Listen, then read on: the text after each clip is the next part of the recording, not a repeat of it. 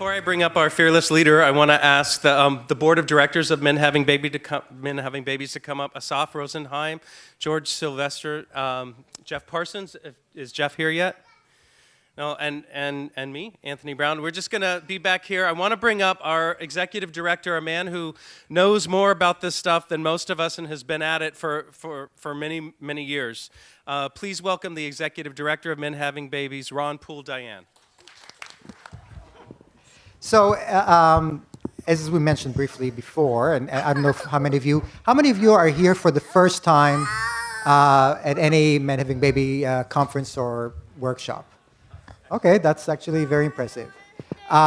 We do have a mailing list of about 1,000 couples by now. We have been an organization just for about a year and a half. Previously, these activities took place, or a lower scale of that, at the LGBT Center. So Men Having Babies was created as an organization because we realized that there is a need for the community to promote through us, by us, and for us, educational activities that are going to promote the affordability and accessibility of services for prospective parents, as well as advocacy and community building work. So one of the first things we've done is we started an initiative with surveys that we got feedback for programming purposes as well as for feedbacks on providers. It is becoming, we assume, statistically more meaningful the more surveys are submitted, and we have several hundreds of them already. So I encourage you to look at the rating tables and the specific reports we have online. But that was not enough, and we really felt that it is a problem that surrogacy is too expensive. So we embarked on what we now call the Gay Parenting Assistance Program. We initially called it a fund because we thought the most we can do is probably provide some assistance with financials, with cash grants. And indeed, over the course of just about a year and a half, we were able to put aside about $180,000 for, can you not hear me well enough? Oh.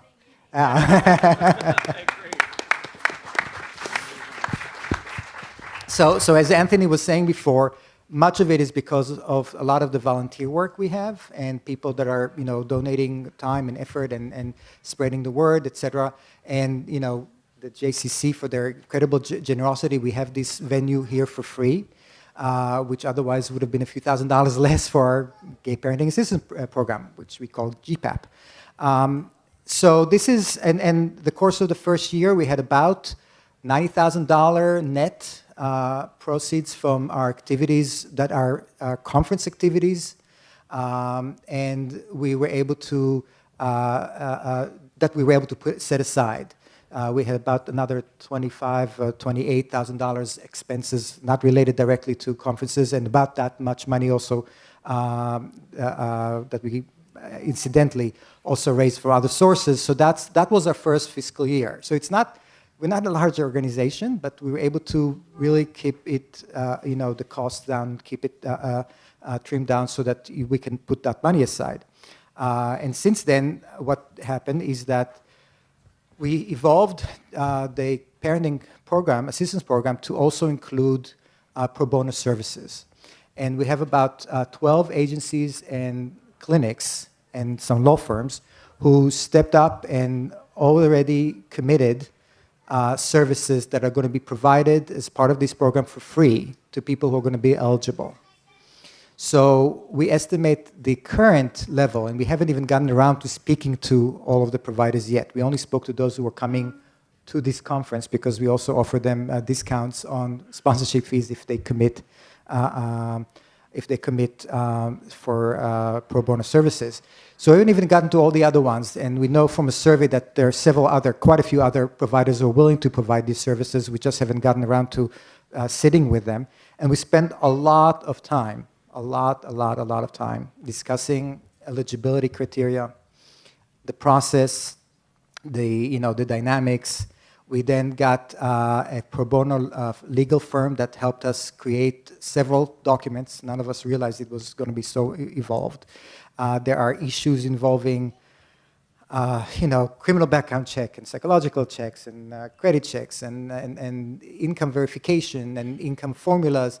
It's not at all simple. By the time we almost thought we had the application up, we realized that the service provider is not willing to let us collect social security numbers, for instance, online.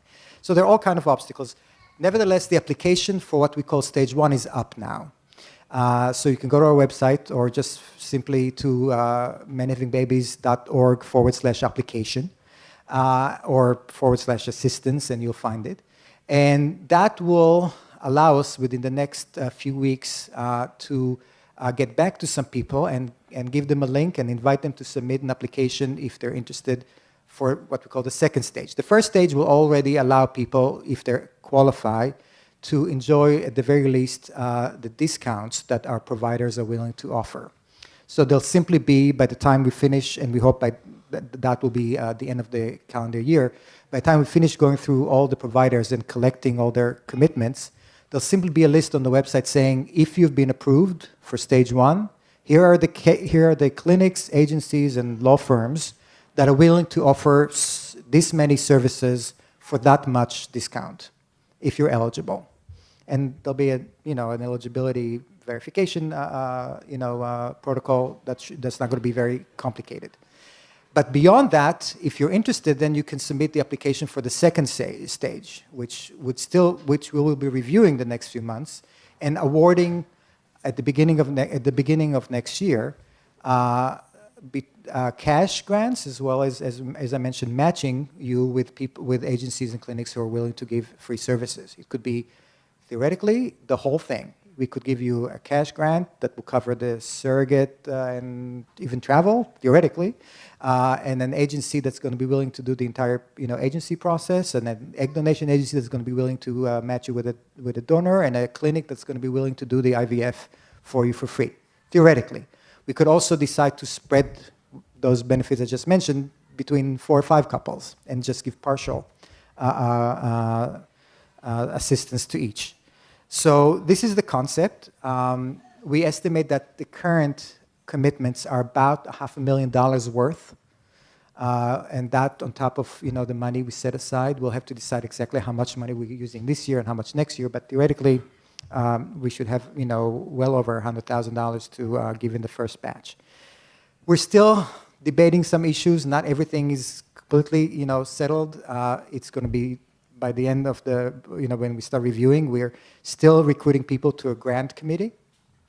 We have a few, really very highly qualified people who already stepped up and said they're going to be sitting in the grant committee. We're going to be finalizing that with them as well. So this is where we stand. And we also, I know there's no international people here, we're also going to collaborate with international organizations to be able to provide this to other people, to people in other countries, in other locations. That's the most important thing I wanted to go over. I want to also mention a few other things, and then I'll open it for just a few minutes of how we're doing. I didn't look. Yeah. The other thing is, since we've decided to have a large conference here where we're going to have a lot of providers who are also going to be sponsoring us throughout the year, and you're going to see that on the website. We're not going to have, we decided that the path to grow is not to have more and more conferences, especially since now we can get also these pro bono services added to the mix. And even if we're not fundraising independently yet, we're not going to be under pressure to create a lot of these large conferences necessarily. We do have another conference coming up in a place where we know we have a lot of traction and a lot of support and a similar partnership with an organization that is willing to help us with the venue and etc. And that's Tel Aviv, February 13th to 15th. We had a very large conference there last year. And we're going to have one other large conference in the late spring. Before we decide where to do that large conference, we're going to going to contact some organizations that already submitted, expressed some interest, to have small panels in 3 cities in the United States where we're going to come and also help, do something similar to what Asaf did today, which is a Surrogacy 101 session without the big expo or anything like that. And also do a community, networking, community partnership building meetings there and try to assess which is the place that's going to allow us to create a larger program. So we want to make sure before we go and create another large program that there is, because that's how we came to be here. I mean, this is not, we didn't just print a brochure one day, buy some Facebook ads and voila. That's not how we started here.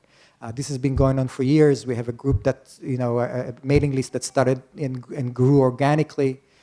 We have a lot of people who are, basically gone through this in order to have their own kids. So that's what we want to do. What else was I going to cover?